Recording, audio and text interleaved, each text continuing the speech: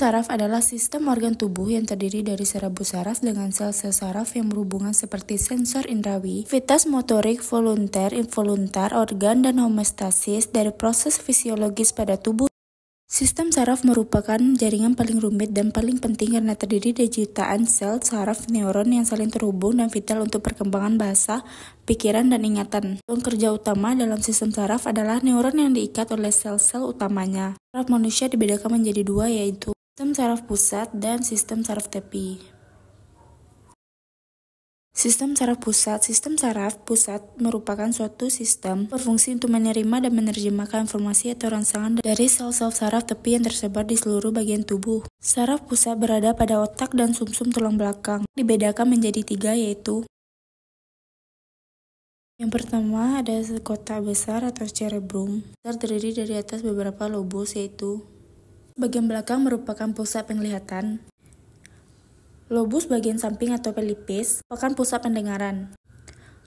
Lobus bagian tengah merupakan pusat perasa. Antara belakang dan tengah merupakan pusat kecerdasan. Otak manusia dan sikap. Otak kecil atau cerebellum. Otak kecil berfungsi untuk sebagai pusat keseimbangan, pengatur kontraksi otot sadar lurik, sebagai pusat koordinasi seluruh kegiatan otak. 3. Otak tengah. Otak tengah terdiri atas merupakan lobus optik sebagai pusat refleks. Bagian tengah terdapat talamus yang merupakan pusat pengaturan impuls sensoris. Bagian dasar merupakan pusat pengaturan suhu, pengembangan cairan tubuh, metabolisme lemak, karbohidrat, tekanan darah, tidur, dan selera makan. Lalu sumsum tulang belakang, spinalis yang terdapat di dalam rongga tulang belakang, bagian luar berwarna putih dan bagian dalam kelabu. Ini sebagai pelindung impuls dari dan otak. Kemungkinan gerak refleks. Sumsum tulang belakang hubung secara langsung ke batang otak atau medula oblongata untuk mengatur gerak refleks fisiologis, pernapasan, denyut jantung, lebaran dan penyempitan pembuluh darah. Sistem saraf tepi. Sistem saraf tepi adalah bagian dari sistem saraf manusia yang terdiri dari saraf-saraf yang bercabang keluar dari pusat. Sistem saraf tepi berfungsi untuk mengirimkan informasi dari otak, sumsum tulang belakang ke seluruh organ tubuh.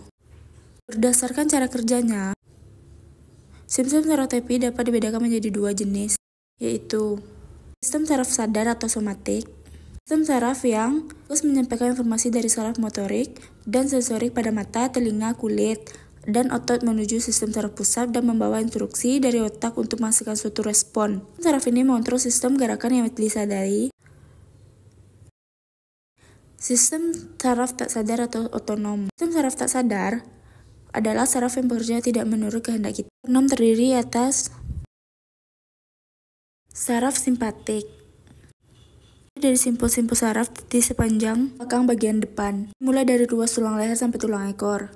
Artinya, saraf otot-otot tak sadar, seperti alat pencernaan dan alat pernapasan. Peredaran darah yaitu jantung dan pembuluh darah. Saraf parasimpatik. Parasimpatik bekerja secara bersamaan dengan saraf simpatik. Bila saraf simpatik mempercepat, saraf parasimpatik bersifat memperlambat. Sebaliknya, contohnya saraf simpatik mempercepat kerja jantung, simpatik memperlambat kerja jantung. Selain ini, berdasarkan asal percabangannya, sistem juga dapat dibedakan menjadi saraf kranial, 12 pasang saraf yang berasal dari otak, mengimpulkan informasi antar otak bagian tubuh lainnya. Tugas dari saraf kranial adalah untuk mengontrol fungsi motorik dan sensorik tubuh.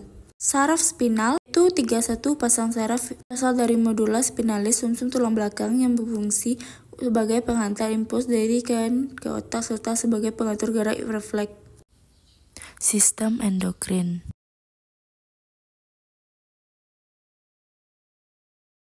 Sistem endokrin, sistem yang mengatur hormon pada manusia dan berhubungan dengan sistem saraf karena saling mengontrol satu sama lain. Fungsi sistem endokrin: menghasilkan hormon untuk tubuh manusia, mengontrol aktivitas kelenjar tubuh, merangsang pertumbuhan jaringan, mengatur metabolisme, oksidasi, dan meningkatkan penyerapan glukosa pada usus halus, mempengaruhi metabolisme lemak, protein, vitamin, dan mineral. Terdapat kelenjar hipofise, terletak di dasar tengkorak. Bagian dari kelenjar endokrin memiliki fungsi mengatur hormon, terbagi dari dua lobus, lobus anterior, lobus posterior. Kelenjar tiroid mengatur metabolisme dalam tubuh, berada di depan leher. Kelenjar paratiroid melekat pada kelenjar tiroid, terbagi dalam 4 bagian, mengatur kadar kalsium dan fosfor. Kelenjar timus setinggi trakea, berfungsi menghasilkan limfosit. Kelenjar adrenal terbagi 2 dan terletak di bagian atas dan kanan ginjal, mengatur keseimbangan air, elektrolit, dan garam, mengatur metabolisme lemak, konstriksi pembuluh darah, relaksasi bronkus. Kelenjar pankreas terbagi 2, alfa dan beta, menghasilkan hormon glukagon dan insulin. Kelenjar kelamin terbagi 2 menjadi testis dan ovarium. Testis menghasilkan testosteron, ovarium menghasilkan estrogen. Jaga asupan nutrisi dan pola makan untuk merawat endokrin. Sistem reproduksi pada manusia. Pembelahan sel, kegiatan perbanyakkan sel yang menyebabkan sel bertambah banyak, besar, dan berat. Fungsi berperan dalam reproduksi sel. Amoeba, protozoa berperan dalam pertumbuhan.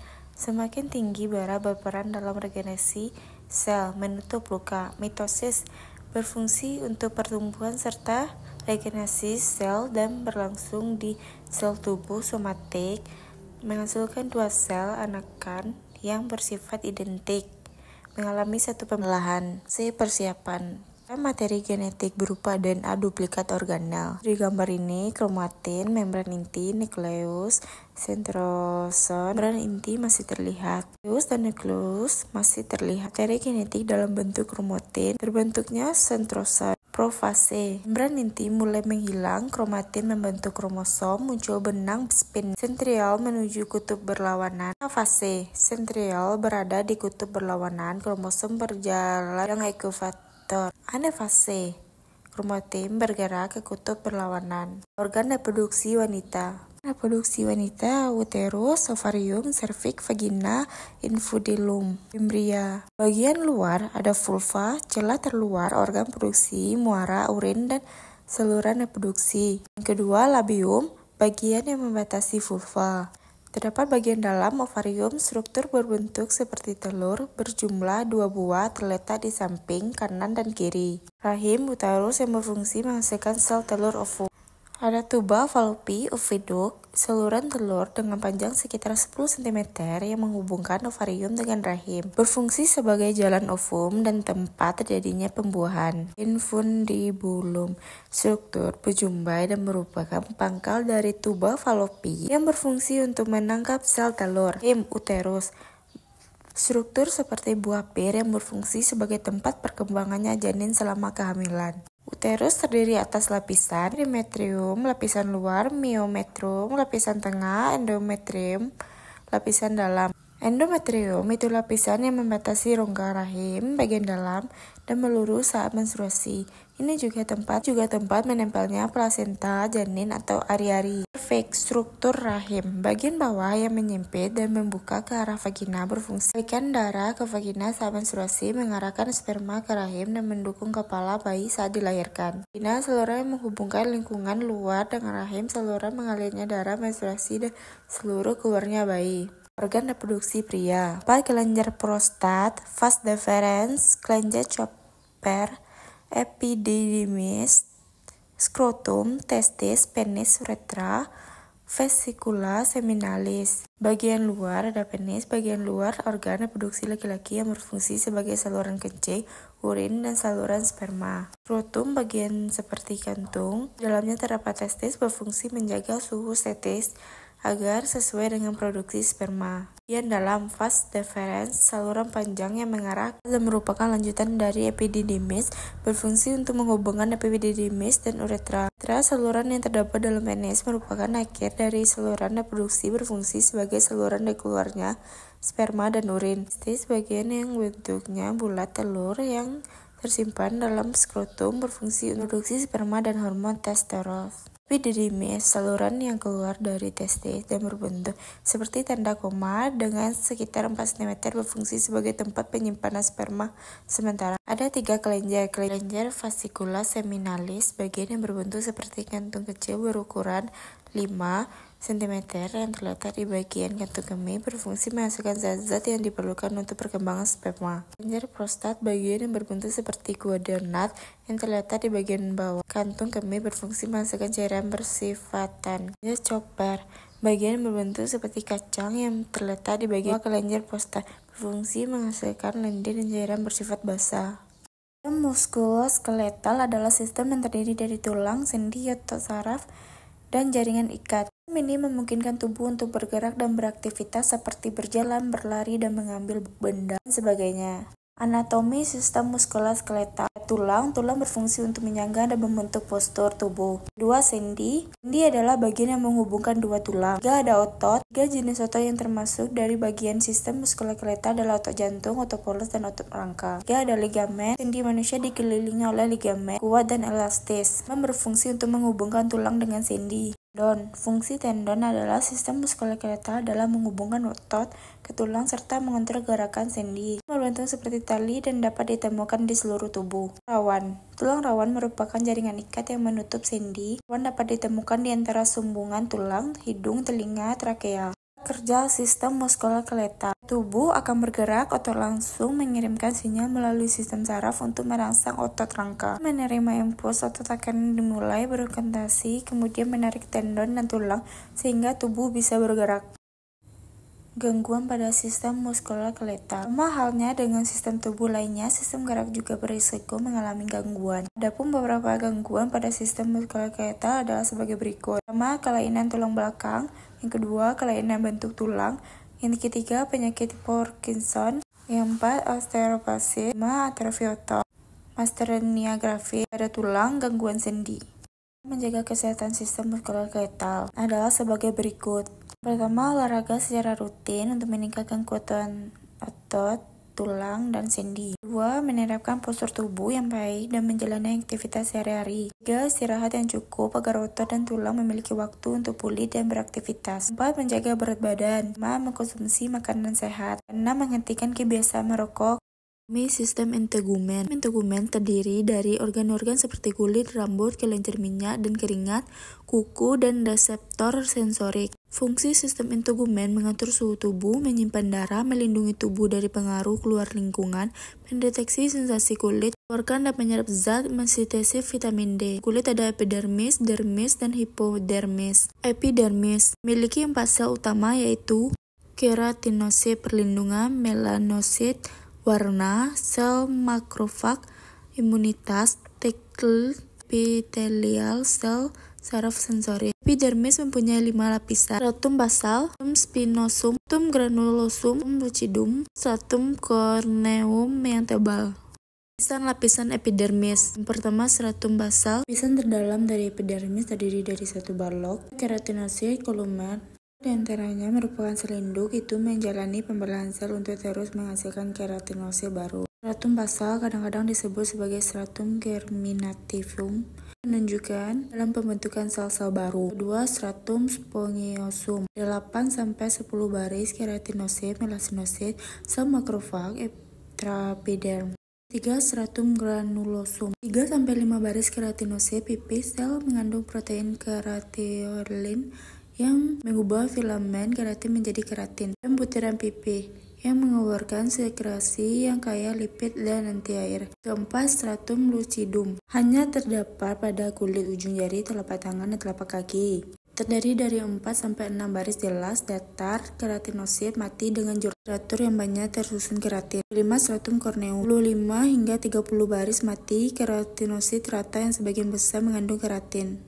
Dermis. Bagian kulit kedua yang lebih dalam, dermis tersusun dari jaringan ikat pada tidak beraturan yang kuat mengandung kolagen dan serat elastis. Ini jauh lebih tebal dari epidermis dan ketebalan ini bervariasi dari satu daerah ke daerah lain ke dalam tubuh, mencapai ketebalan terbesarnya pada telapak tangan dan telapak kaki. Dermis terdiri dari 2 bagian, papiler dan retikuler. Bagian-bagian dermis. Daerah papiler, bagian superficial dari dermis, terdiri dari jaringan ikat areolar dengan serat kolagen tipis dan serat elastin halus. Kedua, daerah retikuler. Daerah retikuler bagian terdalam dari dermis, terdiri dari jaringan ikat padat tidak beraturan dengan kumpulan tebal kolagen dan beberapa serat elastin kasar.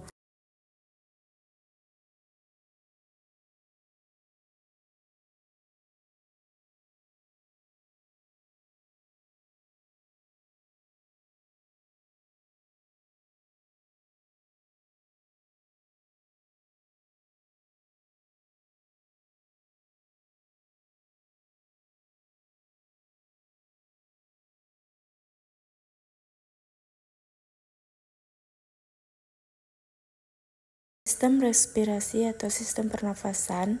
Respirasi adalah pertukaran udara pernapasan dari jaringan ke sel. Pernapasan ada rongga hidung, trakea, paru-paru, bronkus, diafragma, faring, laring, alveolus. Fungsinya, pertama ada hidung, berfungsi untuk tempat keluar masuknya O2 dan CO2. Menyaring udara, mengatur suhu dan melembabkan udara, indera penciuman. Yang kedua ada faring, bersihkan udara, melindungi tubuh dari infeksi partikel asing yang masuk. Yang ketiga ada laring, menghasilkan nada suara, melindungi saluran pernapasan dari makanan, mengarahkan makanan ke esofagus. Yang keempat ada trakea, mendorong partikel asing keluar, memberi kekuatan mekanik trakea, merenggangkan trakea selama pernapasan. Yang kelima ada bronkus, menyaring udara, melembabkan udara, menangkap kotoran yang masuk, menyalurkan O2 dan CO2, menghubungkan trakea dan paru-paru, menopang paru-paru. Yang keenam ada paru-paru, mengolah udara sehingga cukup baik untuk masuk ke aliran darah.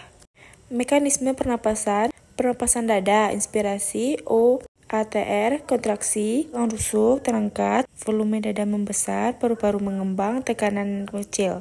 Udara, pernapasan diafragma, inspirasi, otot diafragma kontraksi ke diafragma melengkung menjadi datar, ke volume membesar, ke paru-paru mengembang, tekanan mengecil dan udara masuk. Sistem kardiovaskular. Jantung adalah organ muskular berotot pada rongga toraks yang memompa darah melalui pembuluh darah pada tubuh. Pembuluh darah membentuk sistem organ yaitu sistem kardiovaskular. Organ ini terdiri 4 ruang yaitu 2 atrium dan 2 ventrikel. Jantung juga menjadi 2 bagian, jantung kanan dan kiri, masing-masing bagian memiliki 1 atrium dan 1 ventrikel. Anatomi jantung berikut nama dan fungsinya. Atrium kanan menerima darah deoksigenasi dari tubuh melalui vena cava superior dan inferior. Ventrikel kanan menerima darah dari atrium kanan dan memompa darah tersebut ke tronkul pulmonalis yang mengarah ke paru. Atrium kiri menerima darah kaya oksigen dari paru. Ventrikel kiri menerima darah dari atrium kiri dan kemudian memompa darah dari aorta ke seluruh tubuh. Perikardium adalah kantong jaringan fibrosa yang menyelubungi jantung serta pembuluh darah besar. Lapisan pelindung jantung ini terdiri dari 3 lapisan, fibrosa, serosa, cavitas perikardial. Struktur kardiovaskular. Pada anatomi sistem kardiovaskular, pembuluh darah terdiri dari pembuluh darah arteri. Vena arteri menjadi lebih kecil saat mereka bergerak menuju bantalan kapiler. Adalah pembuluh darah terkecil. Diagram peredaran arteri dan vena. Sistem pencernaan ada beberapa yaitu yang pertama ada mulut. Mulut adalah bagian awal dari anatomi sistem pencernaan manusia yang berfungsi untuk menghaluskan makanan agar lebih mudah dicerna oleh organ pencernaan lainnya. Yang kedua ada kerongkongan esofagus. Urutan anatomi sistem pencernaan manusia selanjutnya adalah kerongkongan atau esofagus yang merupakan saluran yang terdiri dari otot untuk menciptakan gerakan peristaltik agar mampu membawa makanan yang telah dihaluskan dari mulut menuju lambung. Ketiga ada lambung, merupakan anatomi sistem pencernaan manusia yang berbentuk menyerupai huruf J dan terletak di perut bagian kiri atas. Fungsi lambung dalam sistem pencernaan adalah untuk mengolah makanan menjadi bagian-bagian yang lebih kecil. Yang keempat ada usus halus, adalah saluran pencernaan yang bertugas menyerap berbagai macam nutrisi dari makanan seperti karbohidrat, lemak, protein, vitamin, serta mineral. Ada usus besar, adalah saluran yang memiliki panjang sekitar 1,5 meter, terdiri dari 3 bagian yaitu cecum, colon, dan rectum. Organ pencernaan manusia ini bekerja dengan menyerap vitamin, air, serta elektrolit dari sisa makanan membantu fases. Keenam ada rektum dan anus. Pencernaan manusia yang terakhir adalah rektum dan anus. Rektum merupakan bagian terakhir dari usus besar yang berfungsi menyimpan fases sebelum dikeluarkan dari dalam tubuh. Jika sudah penuh atau tetap di sekitar rektum, maka berkonsentrasi untuk mengeluarkan fases melalui anus. Organ tambahan ada pankreas, hati, dan kantong empedu. Sistem perkemian adalah sistem organ yang produksi dan menyimpan dan mengeluarkan urin. Terdapat beberapa bagian yaitu: pertama ada ginjal. Ginjal berfungsi untuk mempertahankan homeostatik dengan mengatur volume cairan keseimbangan osmotik, sistem pengaturan hormonal dan metabolisme. Kedua ada ureter. Di dua pipa yang masing-masing bersambung dari ginjal ke kandung kemih. Lapisan dinding ureter terdiri dari lapisan luar dan lapisan tengah.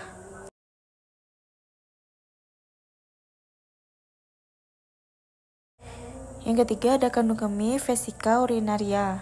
Vesika urinaria sebagai tempat urin dikumpulkan terletak dalam panggul di belakang simphysis pubis.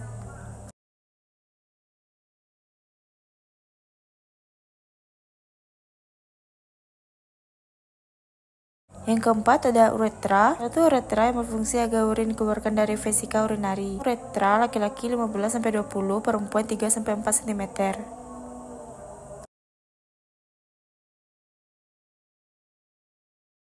Proses pembentukan urin, filtrasi, reabsorpsi, augmentasi.